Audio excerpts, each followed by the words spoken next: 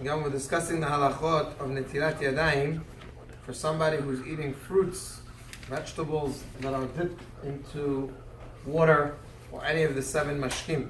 So the halacha says that a person is obligated to wash his hands without a beracha before eating such a fruit. So if you washed an apple and you want to eat it now and it's wet and has water still on it, then in such a case one would have to wash his hands before he eats the apple.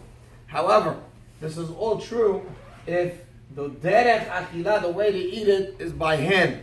So therefore, if a person normally would eat an apple by holding it in his hand, regardless of how you plan to eat the apple now, the halakha is if it's wet, you're going to have to wash your hands netilat yadayim.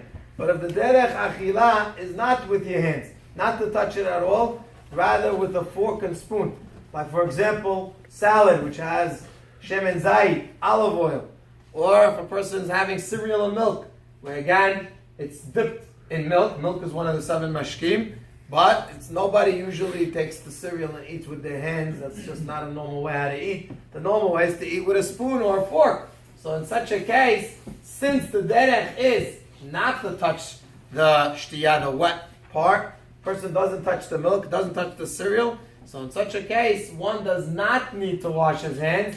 Rather, he can just eat it without, again, as long as he doesn't touch. Of course, if a person plans on touching, even if the derech achilah is not to touch, but if you plan on touching the food, in such a case, one does have to wash, even in a case where normally people don't touch the food.